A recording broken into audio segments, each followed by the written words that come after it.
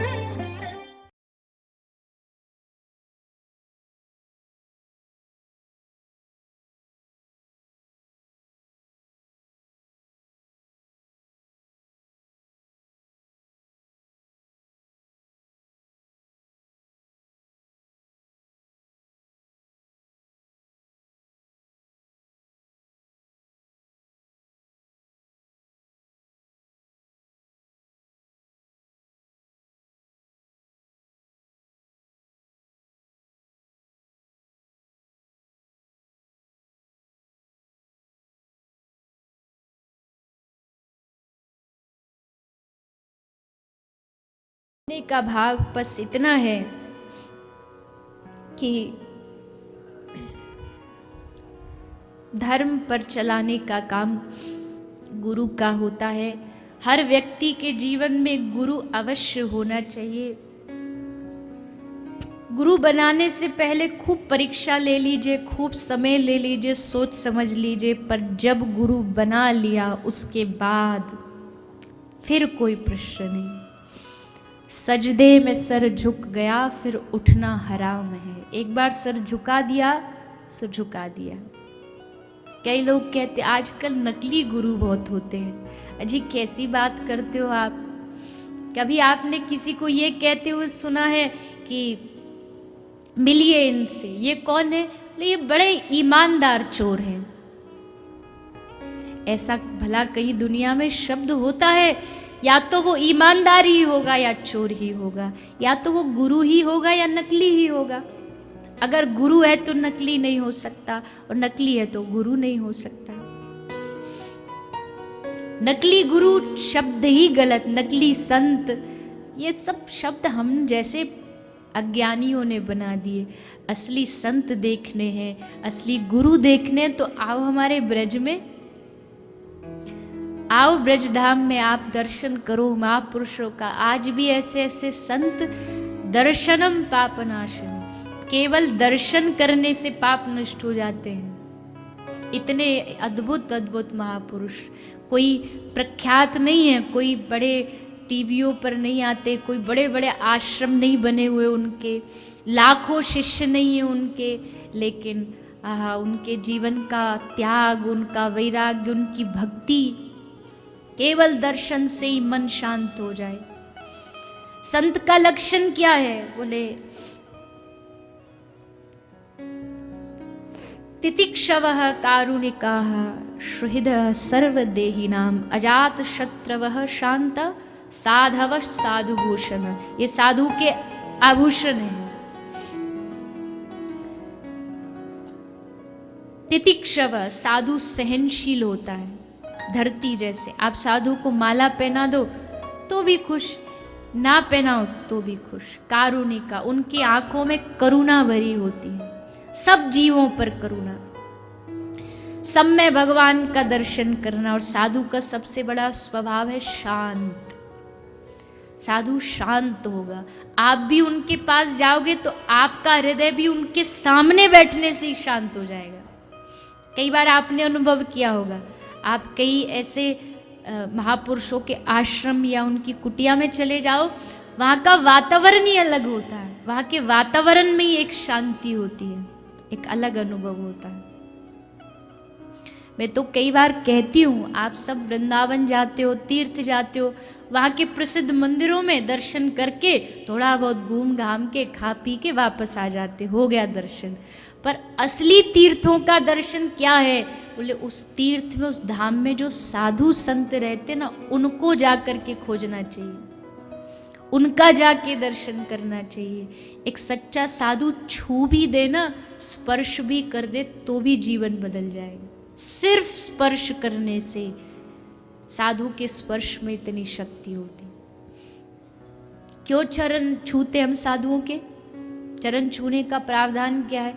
चरण का मतलब ही हम स्पर्श करेंगे तो उनका जो भक्ति की शक्ति वो हमें भी आ जाएगी, इसलिए चरण छुए जाते। पर उल्टा है, हम तो साधुओं को चरण स्पर्श करने के लिए उन्हीं को धक्का दे देते हैं। ज़्यादा भीड़ होती है ना तो उन्हीं को दे दे धक्का, उनको पकड़ पकड़ के खींचते हैं। ऐसा नहीं, मर्यादा रखिए।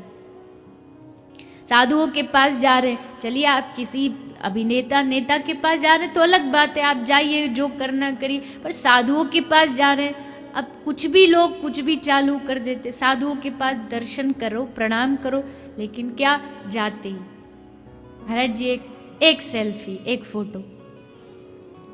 अब साधुओं के साथ भी हमने यही शुरू कर दिया, जबकि पहला हमारा मर्यादा ये थी कि जाके प्रणाम करिए उनको दूर से। अगर कोई साधु चरण स्पर्श कराता है तो करिए, नहीं तो दूर से प्रणाम करिए। मर्यादा तो बनाए रखनी चाहिए। तो धर्म अर्थ काम मोक्ष के बारे में बताया। इसके उपरांत श्री व्यास जी ने श्रीमद् भागवत को आगे कैसे बढ़ाया, इसको शुकदेव जी तक कैसे पहुंचाया, उसको आगे श्रवण पान हम करेंगे। लेकिन उससे पूर्व आइए, थोड़ी गंभीर चर्चा हो गई, मीरा की बात चली है, मीराबाई का चरित्र श्रवण किया। तो मीराबाई का एक बड़ा सुंदर भाव है। आप सब जो जिनका जन्म मतलब जिनकी पुरातन जो परंपरा है, कुछ लोगों की राजस्थान से जो जुड़ी हुई है, आप सब लोग बड़े भाग्यशाली हैं। या आप उस भूमि में जन्मे हैं, आपकी उस भूमि से संपर्क है जिस भूमि में भक्तिमती श्री मीराबाई का प्रागट्य हुआ है। राजस्थान की पहचान है मीरा। ऐसी मीरा जो जाकर के सीधा द्वारिकाधीश में समा गई, उनमें लीन हो गई। कई लोग कहते ये तो बस कहने वाली बात है, मीरा समाई नहीं, वो तो निकल गई थी पीछे के दरवाजे से द्वारिका में। समा कैसे सकती है? अजी क्यों नहीं समा सकती? जब मीरा अपने रोम रोम में गिरधर को समा सकती है तो क्या गिरधर अपने रोम रोम में मीरा को नहीं समा सकता? कौन सा बड़ा एहसान कर दिया द्वारिकाधीश ने? अगर मीरा उसमें समाई तो ये कोई द्वारिकाधीश की महानता नहीं, मीरा ने भी तो अपने रोम रोम में गिरधर को समाया है। अद्भुत प्रसंग है मीरा का भी। समय तो अभी नहीं है उसकी चर्चा करने का, पर शास्त्र कहते मीरा पिछले जन्म में एक माधवी गोपी थी। कई बार इसकी चर्चा कथाओं में हुई है। माधवी गोपी थी, इसने श्री कृष्ण के दर्शन ना करने का व्रत ले रखा था। इसकी मैया ने समझा दिया था कि बड़ा खतरनाक है कन्हैया, उसको देखना मत, नहीं तो तेरे सब काम बिगड़ जाएंगे। सो बचती बचती घूमती थी। पर एक दिन जब ठाकुर जी ने गिरिराज जी धारण किए तब माधवी को श्री कृष्ण का दर्शन हो गया। माधवी को लगा हाय रे मेरी माँ कैसी शिक्षा दे दी, कितने दिनों तक इस घूंघट की लाज ने मुझे गिरधर के दर्शन से वंचित रखा, पर अगले जन्म में ये सारी लाज उतार के फेंक दूंगी, कोई लोक लज्जा नहीं रखूंगी। लोग कहे मीरा भई बावरी, सास कहे कुल ना शीरे, पर पग घुंघरू बांध मीरा ना चीरे। राणा कहता बावरी हो गई, परिवार कहता इसने पूरी परिवार की लज्जा उतार के रख दी, पर मीरा तो आनंद में क्या कहती है, हो मैं तो गोविंद रागुन गासाए मां, ओ मैं तो गोविंद रागुण गासाए मां, जगरू से तो मारा काई सी। जग रूठे तुम्हारा काई कर से। मीरा कहती है लाजे पीहर सासरो। पीहर वाले भी कहते मीरा ने हमारी नाक कटवा दी। लाजे पीहर सासरो भाई तणो मोसाल, सब ही लाजे मेड़तिया जी थासु बुरो कहे संसार। लेकिन चोरी करी ना मारगी। मीरा कहती है वो चोरी थोड़ी करी है मैंने, चोरी करी ना मारगी, नहीं मैं करूं अकाज, पुण्य के मार्ग चालती झक मारो संसार। मीरा कहती रूठो तो रूठो, कौन से हमारे खेत में बरसोगे रूठ के, रूठ जाओ क्या फर्क पड़ता है। राणा रूठे सब जग छूटे, पर मैं तो साधुओं के संग जाऊंगी, नाचूंगी, गिरधर का नाम लूंगी। बोलिए श्री गिरधर लाल की जय। श्री मीराबाई कहती है जग रू से तुम्हारा काई करसी, मेरा क्या बिगाड़ लेगा। कहते ना लगन तुमसे लगा बैठे, जो होगा देखा जाएगा। कभी डर था कि ये दुनिया हमें तो छोड़ बैठेगी, पर आज खुद दूर जा बैठे, जो होगा देखा जाएगा। कभी डर था कि ये दुनिया हमें बदनाम कर देगी, पर आपकी कृपा से सभी पर्दा उठा बैठे, जो होगा देखा जाएगा। अब जब सौंप दिया तो सौंप दिया, अब डरना किस बात का, अब शर्माना किस बात का। कई लोग को तो थोड़ा अभी पूरे पक्के नहीं होते ना, घड़ा अभी कच्चा है, तो उनको चंदन लगाने में भी शर्म आती है, कंठी पहनने में भी शर्म आती है, अजी लोग क्या कहेंगे। तो जब तुम ये सब नहीं करते थे तब क्या लोग नहीं कहते थे। तुम शराब पियोगे तो भी लोग कहेंगे देखो बुरा काम कर रहा है, और तुम माला भी करोगे तो भी लोग कहेंगे अरे देखो बाबा जी बना हुआ है, बड़ा अपने आप को साधु समझता है। तो अच्छा ही है ना, कुछ अच्छा करके सुनो, कुछ अच्छा करो, और जितना सुनाना है दुनिया को सुनाने दो। और ध्यान रखिए भगवान की तरफ जब व्यक्ति जाता है ना, तो पहला अवार्ड ही उसको मिलता है बदनामी। ये भगवान की तरफ से पहला इनाम है, बदनामी होती है, खूब बदनाम उसको किया जाता है, सब बदनामी सहता है, अपमान होता है, अपमान सहता है। इन सबको जो पार कर लेता है वो फिर जा कर के पक्का घड़ा बन पाता है, और उसको ठाकुर जी स्वीकार करते हैं। हाँ अब तू पक्का है, अब आ जा। भगवान भी तो बजा बजा के देखते ना कि अभी कच्चा तो नहीं रह गया। परीक्षाएं लेते हैं, कभी बदनामी का डर दिखा देते। गोपी आई अर्धरात्रि को रास करने, भगवान कह रहे प्रतियाद व्रजम, लौट जाओ लौट जाओ। क्या कहेंगे लोग, बदनामी हो जाएगी तुम्हारी।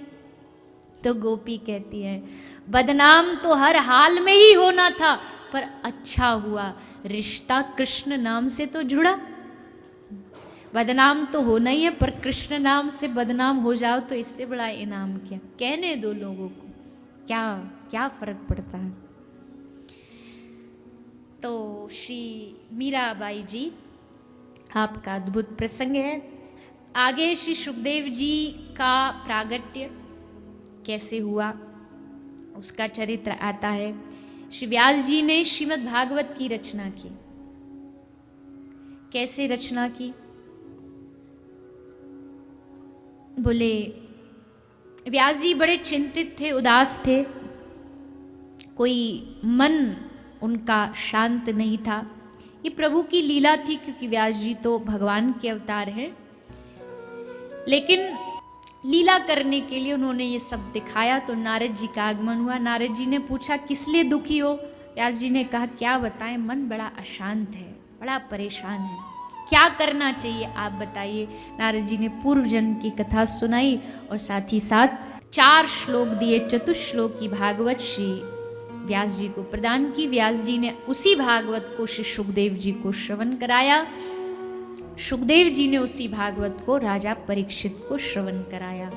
राजा परीक्षित को कैसे श्रवण कराया, श्री सूत जी वर्णन कर रहे हैं यहाँ पर थोड़ा सा महाभारत में प्रवेश करते हुए श्री सूत जी वर्णन करते हैं।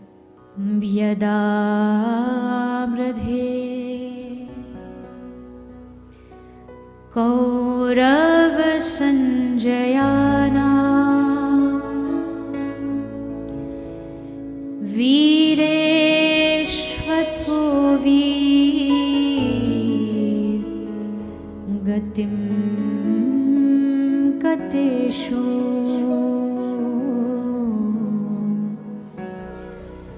वृकोदराविद्ध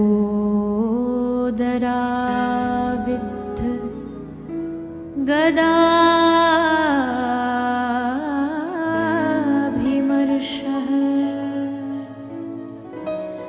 भग्नो रुदण्डे धृतराष्ट्रपुत्रे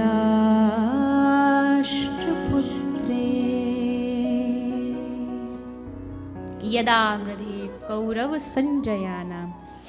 ये उस समय की घटना है जब कौरवों की हार निश्चित हो गई।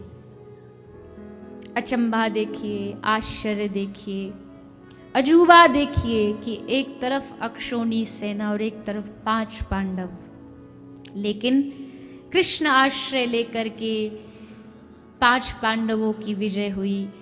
दुर्योधन की जांग तोड़ दी गई। लहू लुहान दुर्योधन युद्ध भूमि में असहाय पड़ा है। आसपास नजर उठा के देखता है तो कोई आज उसका साथ देने वाला नहीं। तभी अश्वत्थामा का आगमन हुआ।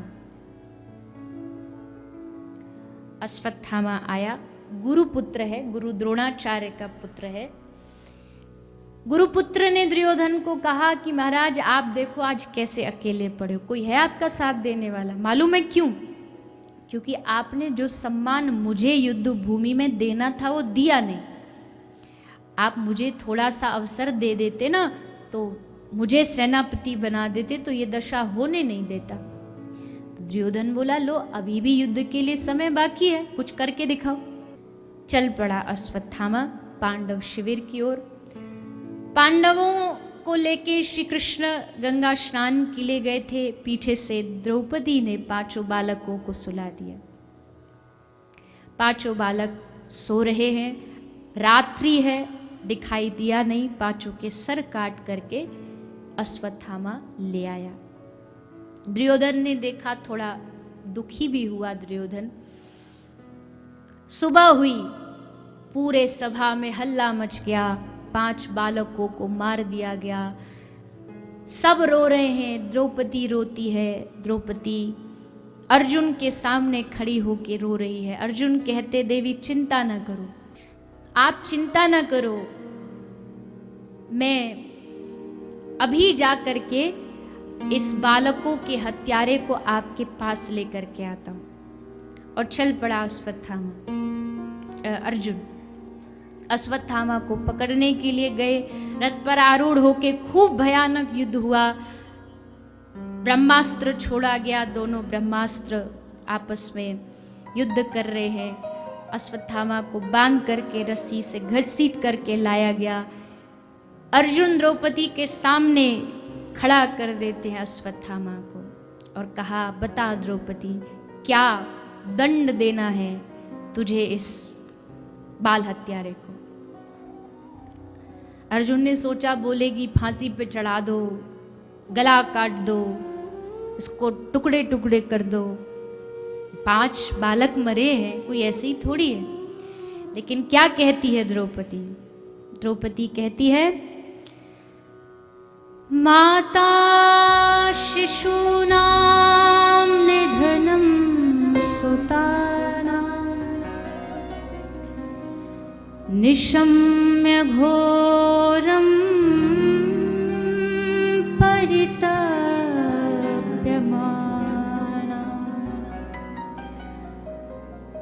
अर्जुन को कह रही है हे स्वामी मेरे बालक मरे हैं, मैं जानती हूँ एक माँ का दर्द।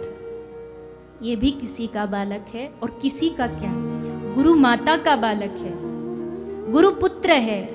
हमारी जो गुरु माता है अगर ये मरेगा तो कितना दुख होगा उनको। छोड़ दो इसे, मत मारो। पूरी सभा में सन्नाटा छा गया। ये क्या कह दिया द्रौपदी ने? महाराज युधिष्ठिर ने सहमति दर्ज कराई। हाँ, द्रौपदी सही कह रही, ऐसा ही होना चाहिए। भीम ने असहमति दर्ज कराई, खबरदार ऐसा किया तो बालकों के हत्यारे को छोड़ दो, माफ कर दो। ये कहाँ की नीति है? इसी क्षण इसको मृत्युदंड मिलना चाहिए। अर्जुन संशय में पड़ गए, क्या करूं? कृष्ण की ओर देखा, आप रास्ता बताइए। तब भगवान कृष्ण ने निर्णय दिया। पूरी सभा शांत होकर सुन रही है। क्या निर्णय देंगे भगवान? भगवान कहते हैं, मुच्यता मुच्यतामेष ब्राह्मणो नितराम गुरु। मुच्यतामेष। भगवान कृष्ण कह रहे हैं, सुनो, मेरा विचार कहता है कि एक ब्राह्मण को कभी मारना नहीं चाहिए। युधिष्ठिर जी खुश हो गए, वाह वाह वाह, हमारे पक्ष में फैसला सुना दिया। लेकिन अगली ही लाइन में कहते, लेकिन बाल हत्यारे को कभी छोड़ना नहीं चाहिए। इसलिए अर्जुन मार भी दे और छोड़ भी दे। सभा ने ताली बजाई, वाह वाह वाह, क्या निर्णय दिया प्रभु आपने। अर्जुन कह रहे, प्रभु आप हमें सुलझा रहे हो कि उल्टा उलझा रहे हो? ये कैसा निर्णय हुआ? मार भी दो, छोड़ भी दो। तब भगवान आगे कहते हैं, ब्रह्म बंधुर्न हंतव्य आतताई वधार्ह। एक सम्मानीय व्यक्ति का अपमान कर देना ही उसके मृत्युदंड के समान है। एक ब्राह्मण का जो ब्राह्मण होने का लक्षण है, जो उसका परिचय देता है, उसके परिचय को छीन लो, वो उसके लिए मृत्यु है। ब्राह्मण का परिचय, उसका जनेऊ, उसकी शिखा, उसको काट दो, समझो मृत्यु हो गई। ब्राह्मण के लिए वो मृत्यु बराबर है। तो अश्वत्थामा के सर की केश के बाल काट दिए गए, मणि निकाल ली गई, भगा दिया गया। फिर भी प्राण दान तो दे ही दिया, मारा नहीं। लेकिन अश्वत्थामा अब उल्टा अग्नि, क्रोध अग्नि में जलने लगा, ईर्ष्या में जलने लगा। अब तो इस पांडव वंश को नष्ट करके रहूंगा। गर्भ में उत्तरा के वंश को चलाने वाला बालक था। अश्वत्थामा ने ब्रह्मास्त्र लिया और उत्तरा के गर्भ में ब्रह्मास्त्र प्रहार किया। उत्तरा घबराई, रोती रोती भागी भागी श्री कृष्ण की शरण में आई और निवेदन करने लगी, पाहि पाहि महायोगिन देव देव जगतपते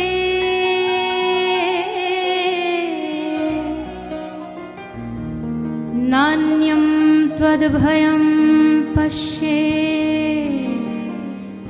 यत्र मृत्यु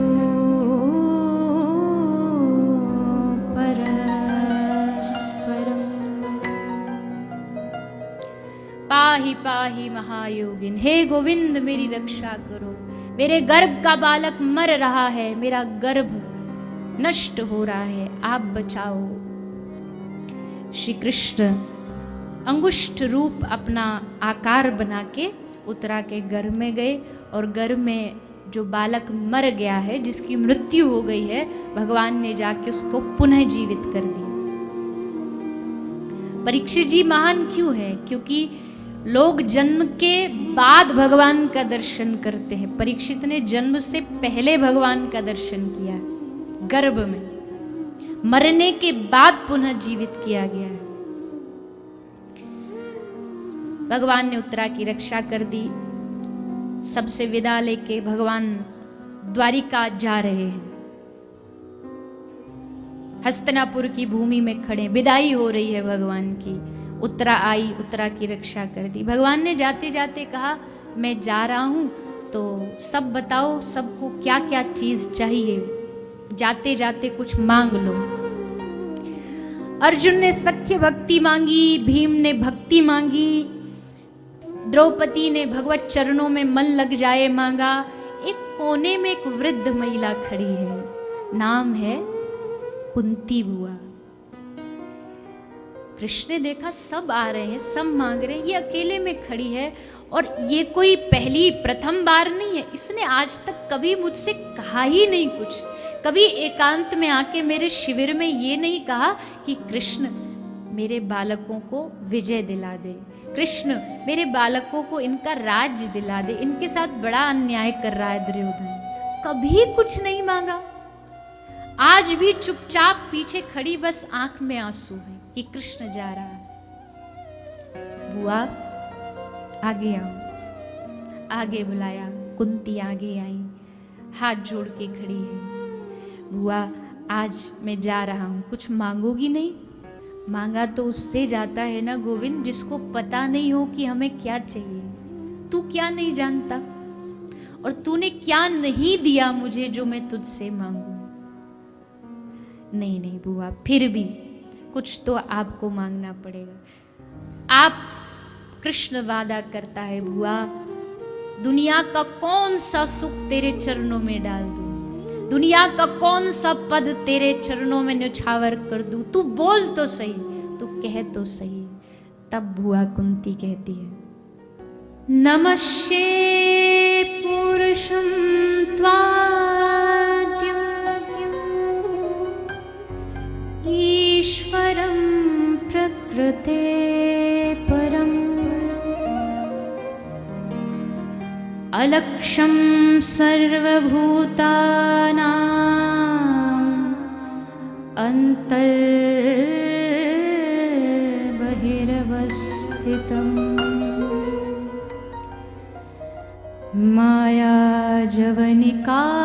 मायाजवनिकाच्छन्नम् अज्ञाधोक्षजमव्ययम्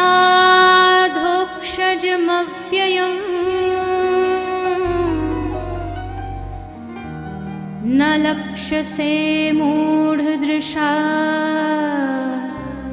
नटो नाट्यधरो यथा तथा परमहंसानां मुनीनां अमलात्मना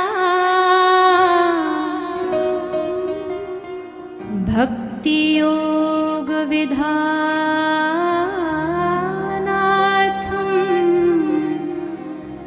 कथं पश्येमहि स्त्रियः विपदः सन्तु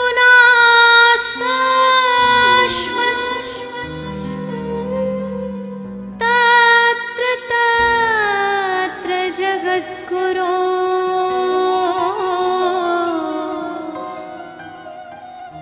भवतो दर्शनं यस्या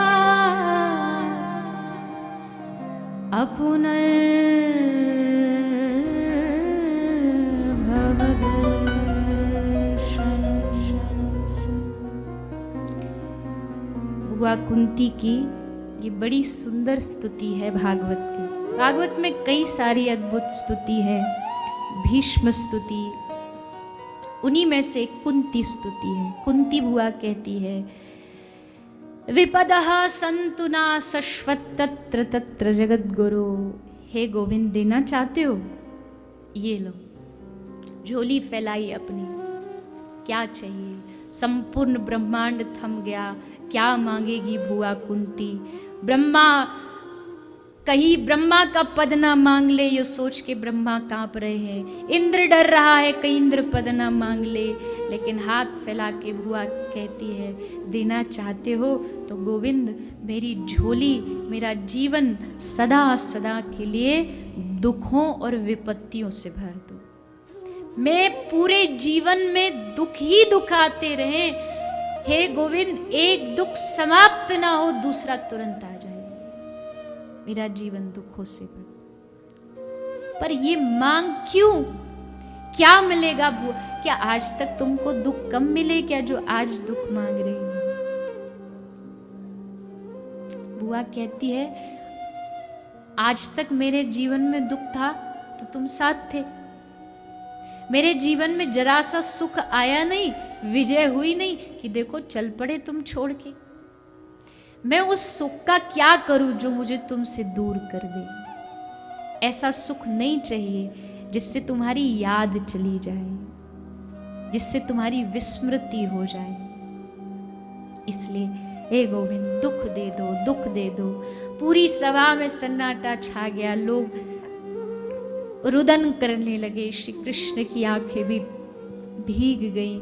पर हे बुआ, तुम्हारी इच्छा अवश्य पूर्ण होगी। तुम्हारी इच्छा ये पूर्ण होगी कि तुम कभी मुझे भूल नहीं पाओगी, मेरी कभी विस्मृति तुम्हें नहीं होगी, ये मेरा वादा है।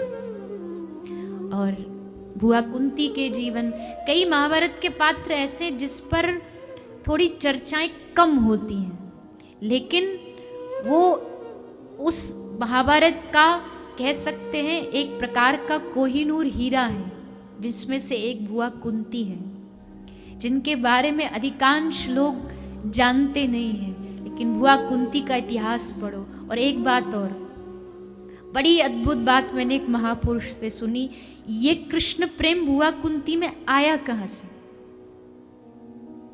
कहाँ से प्राप्त हुआ ये प्रेम? तो ब्रज रसिक कहते हैं कृष्ण की बुआ है कुंती, श्री वासुदेव जी की बहन है। अब वसुदेव देव की तो कारागार में है, तो वहां मिलने तो जा नहीं सकती थी। पर वसुदेव जी की एक दूसरी पत्नी है, रोहिणी मैया, सबने नाम सुना है। रोहिणी मैया नंद बाबा के वहां ब्रज में रहती थी। तो जब कभी भैया से मिलने का मन करता तो भाभी से मिलने जाती, क्योंकि वो तो कारागार में। रोहिणी से मिलने के लिए कुंती बुआ ब्रज जाया करती थी, वृंदावन जाती थी। इसी कारण वो जो प्रेम के लक्षण बुआ कुंती में दिखते ना, उसका कारण ब्रज में जाना था। जाती, कृष्ण का दर्शन करती, ब्रजवासियों के प्रेम को देखती, इसके कारण बुआ में भी वही लक्षण आ। ये अद्भुत भाव है ब्रजवासियों का। और ऐसा नहीं, कृष्ण के जाने के बाद भी, कृष्ण जब ब्रज छोड़ के चले गए तब भी बुआ कुंती ब्रज आती रही, ब्रज आना नहीं छोड़ा उन्होंने। तब यशोदा से मिलने आती थी और तब दोनों बैठ करके कृष्ण की बातें करती थी। इसी कारण वो प्रेम बुआ कुंती के भीतर था। तो आज बुआ ने अद्भुत वरदान मांगा भगवान से। इतने राजी हुए भगवान कि अब भगवान का द्वारिका जाने का मन नहीं किया, हस्तिनापुर से लौट आए, वापस आ गए। वापस आने का एक कारण और था। पितामह भीष्म जो बाणों की सैया पर पड़े थे, उन्होंने भगवान से वादा भी करवाया कि जब हमारा अंतिम समय हो तो आप दर्शन देने आना। तो आज ठाकुर जी पितामह भीष्म को दर्शन देने आए। दादा भीष्म बाणों की सैया पर पड़े हैं और जाते जाते दादा भीष्म बड़ी सुंदर स्तुति करते हैं। भगवान को कह रहे, प्रभु मैं जा रहा हूँ। हर माँ बाप की इच्छा होती है जाने से पहले अपने बेटा बेटी का ब्याह कर जाएं, सब बढ़िया हो जाए। तो मेरी बेटी को आप स्वीकार कर लीजिए, आप उससे ब्याह कर लीजिए। आज तक मेरी बेटी कुंवारी है। सब पितामह भीष्म की ओर नजरें गड़ाए बैठे, ये कैसी लीला, इनकी बेटी कहाँ से आ गई, ये तो बाल ब्रह्मचारी है, गंगा मैया के सामने शपथ ली है, तो बेटी कहाँ से आई। तब पितामह भीष्म कहते हैं, इति मति रूप कल्पिता वितृष्णा भगवती शाश्वत पुंगवे विभुम्नि। हे प्रभु, मेरी जो मति है ना, ये मेरी बेटी है, मेरी बुद्धि मेरी बेटी है, ये आज तक कुंवारी है, इसका किसी के साथ ब्याह नहीं हुआ, आप इसके साथ ब्याह कर लो, आप इसको वरण कर लो। तब ठाकुर जी के चरणों में बुद्धि समर्पित की। समर्पित करके पितामह भीष्म परम धाम को चले गए। सब महाभारत की लीला विश्राम हुई, भगवान द्वारिका आ गए। द्वारिका में कुछ समय रह के भगवान भी अपने नित्य धाम चले गए। उनके जाने के बाद राजा परीक्षित हस्तिनापुर के राजा बन गए। एक बार अश्वमेध यज्ञ किया, यज्ञ के घोड़े को लेके दिग्विजय पर गए थे। रास्ते में एक दृश्य देखा, गाय को एक व्यक्ति मार रहा है और वो व्यक्ति कोई और नहीं, कलयुग है। कलयुग का आगमन हुआ और आते ही गौ माता पर अत्याचार आरंभ हो गया। गाय स्वयं पृथ्वी मैया है। कलयुग को परीक्षित जी मारने दौड़े, चरणों में लेट गया, प्रभु आप बताइए मैं कहाँ जाऊं। तो कलयुग को रहने के लिए 4 स्थान दिए हैं राजा परीक्षित ने। कौन कौन से हैं? द्युतम पानम स्त्रिय सूना यत्रा धर्मश्चतुर्विधा। 4 जगह है जहां कलयुग रहता है। 4 स्थान कौन से? द्युतम, द्युत जहां जुआ खेला जाता हो, जहां शराब पी जाती हो, जहां परस्त्री गमन किया जाता हो, वैश्यालय। और चौथा जहां किसी पशु पक्षी को मारा जाता हो, हिंसालय। इन 4 जगह पर कलयुग रहता है। इसलिए इन चारों जगह से बचने का प्रयास करें। मांसाहार का भक्षण ना करें, किसी पशु पक्षी को मार के न खाएं। कहीं कोई जीव दिख भी रहा है आपको, कोई मार रहा है तो रोकने का प्रयास करें। हाथ जोड़ें, डराएं, प्यार से, जैसे भी है आप रोकने का प्रयास करें। आपके परिवार में आपके बाल बच्चे, क्योंकि आजकल बच्चों में बड़ा फैशन चला हुआ है नॉनवेज खाने का, मांसाहार खाने का। एक तरफ हमारी सनातनी परंपरा कहती है जब हम दाह संस्कार करके आते हैं तो घर आके स्नान करना पड़ता है, क्यों? कि शव को छू के आए। दूसरी तरफ हम अपने पेट को ही, उदर को ही शमशान बना रहे। शमशान ही तो है। शमशान में क्या होता है? शवों को गाड़ा जाता है, जलाया जाता है, दबाया जाता है। हम पेट में अपना उन शवों को स्थान दे रहे हैं तो शमशान ही बन गया। इसलिए हिंसा से बचें, अपने आगे आने वाली पीढ़ी को बचाएं। दूसरा द्युत जुआ, तीसरा परस्त्री गमन और चौथा मदरा शराब। ये भी बड़ी आजकल, किसी शहर किसी गांव में चले जाओ, पीने को पानी मिले ना मिले पर शराब का ठेका जरूर मिल जाएगा। भाई ब्रज में एक बाबा जी कहते, पता नहीं कोई आदमी फैक्ट्री धंधा शुरू करता है तो मुहूर्त दिखाना पड़ता है कि चलेगा कि धंधा नहीं चलेगा। पर ये शराब वाला धंधा ऐसा कोई मुहूर्त दिखाने की जरूरत नहीं। जंगल में भी खोल दो तो भी नशेड़ी पहुंच जाएंगे। इलाके में कोई गांव भी ना हो ना तो भी लंबी लंबी कतार, लंबी लंबी लाइनें, और पी पी के फिर करते भी क्या है, नालियों में पड़े रहते हो। कहते वाह रे, भारत की सरकार गंगा जी हमारे शहर में ले आई। उसको ही गंगा समझ, हमारी तो गंगा यही, यमुना यही। इनकी भी एक अलग ही दुनिया होती है। कोई इनकी दुनिया में कोई छेड़छाड़ कर नहीं सकता। ना दुनिया को इनसे मतलब, ना इनको दुनिया से मतलब। पर ये याद रखें, नशा जीवन को नाश करता है, नशा जीवन को नष्ट करता है। कोई गलत आहार ना करे। मैं बार बार कहती हूँ, भक्ति की पहली शुरुआत होती है आहार से, आहार शुद्धि। आपकी थाली की प्लेट बताती है कि आप कैसे हो। आपकी जो भोजन की थाली है वो देख कर के बताया जा सकता है आप कैसे व्यक्ति हो। थाली में अगर सात्विक भोजन दिखाई देगा तो समझ आ जाएगा कि ये सात्विक व्यक्ति है, इसके विचार सात्विक है। अब जिसकी प्लेट में ही हिंसा हो, जिसकी प्लेट में ही पशुओं की चीख हो,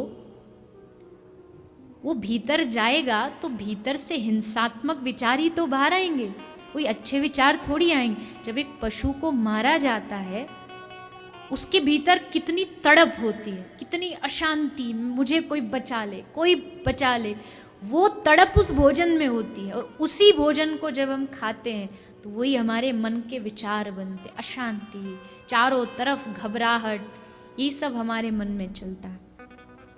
इसलिए भोजन सात्विक करें, आहार शुद्ध रखें, किसी गलत प्रकार का ना खाएं, और सात्विक भी खा रहे हो तो उसको भी पहले भगवान को समर्पित करें, पहले उनको भोग लगाएं, उसके बाद खाएं। सीधा लिया पकड़े खाए, ये एक प्रकार की चोरी है। चोरी क्यों है? बोले ठाकुर जी का दिया हुआ अन्न है, उनके दिए गए फल हैं, सब्जियां उनकी दी गई हैं, तो जिसकी है उससे बिना अनुमति लिए खाओगे तो चोरी हुई।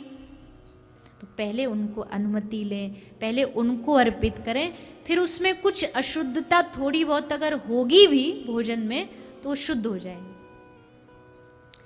आप पानी पियो, आपने देखा हाँ जी बिस्लरी वाटर है, आरओ वाटर कितना शुद्ध है, लेकिन आरओ वाटर पानी को स्वच्छ कर सकता है पर पवित्र नहीं कर सकता।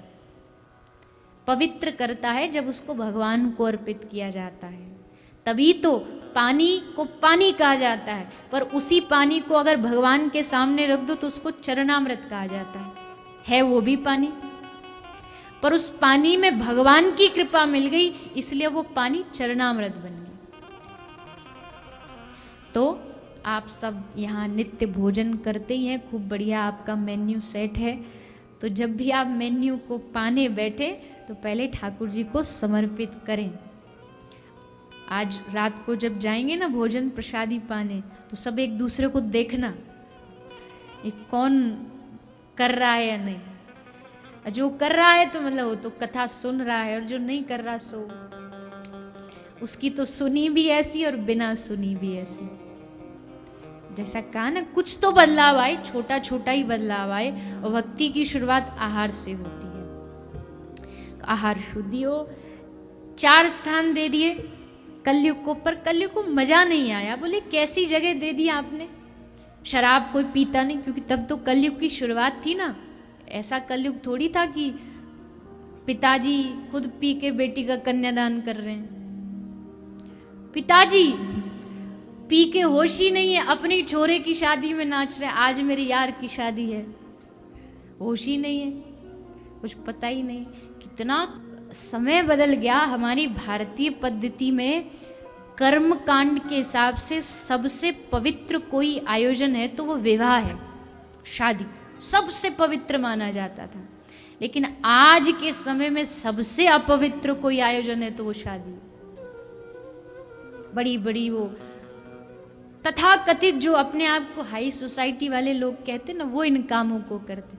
बढ़िया बार सेट होगा, चारों तरफ मांसाहार परोसा जाएगा।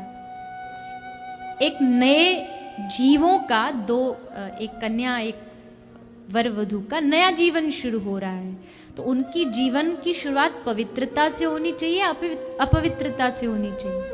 कितना अपवित्र बना देते हैं उसको, इधर उधर की बेकार की चीजें करके। कुछ अच्छा करिए। मुझे मालूम है मेरी बात से पता नहीं फर्क पड़े नहीं पड़े, पर कहते ना कुछ अच्छा कहने का भी पुण्य होता है। तो अब बिठाया है यहाँ पे तो कह दो, मानो ना मानो खुशी आपकी। हम तो यात्री हैं, 2-3 दिन बाद अपने घर जाएंगे। पर मेरा ये निवेदन है, आप सब समाज के वरिष्ठ लोग हैं, शादी करते हैं, आप शादी में अंधाधुंध धन हम व्यय करते हैं, करिए, कोई बात नहीं, आप जानो आपकी मर्जी। लेकिन ये याद रखिए जितना धन आप अपने स्वयं के दिखावे के लिए, अपने स्वयं के उन सब खान पान के लिए करते, उसका केवल 10वां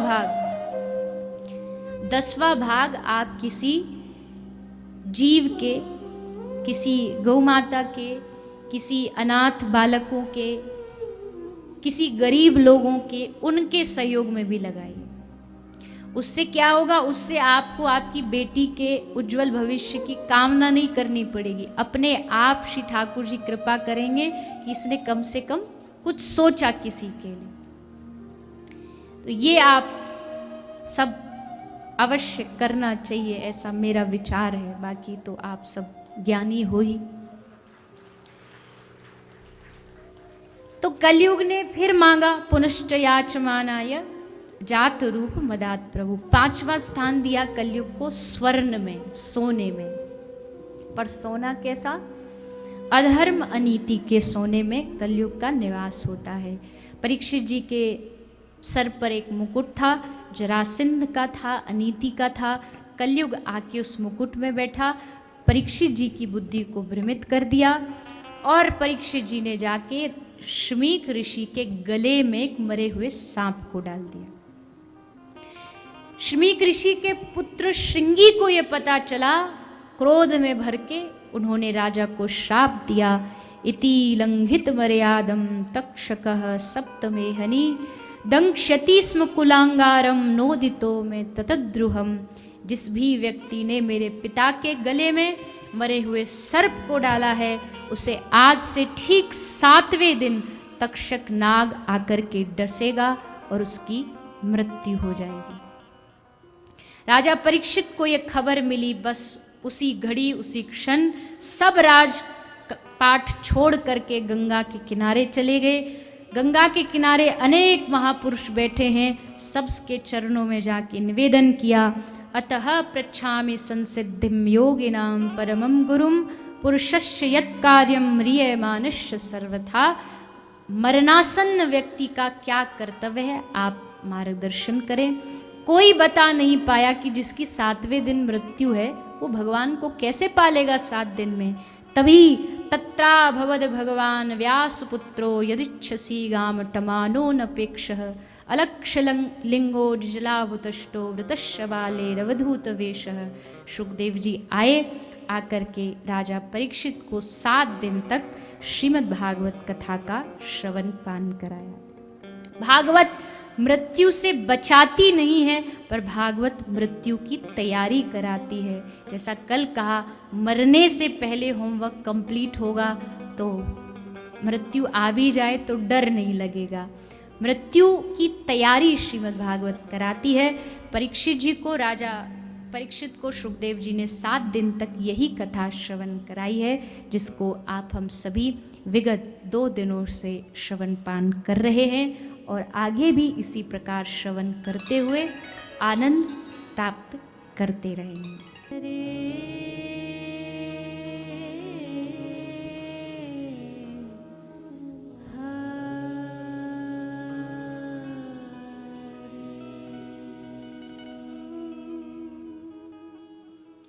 बोले वृंदावन बिहारी लाल की, श्रीमद् भागवत महापुराण की, गौ माता की, सत्य सनातन धर्म की, श्री राधे गोविंद सरकार की जय। जय श्री राधे, जय जय श्री राधे, जय जय श्री राधे। निताई गौर हरि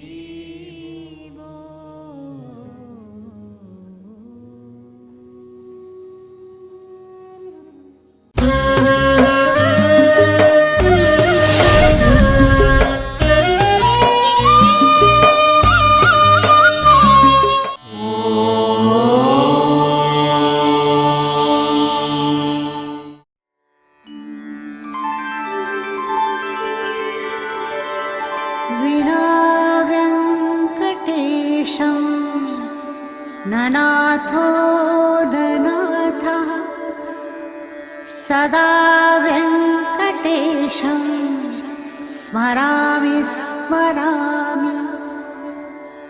हरे वेङ्कटेश प्रसीद प्रसीद, प्रियं वेङ्कटेश प्रयच्छ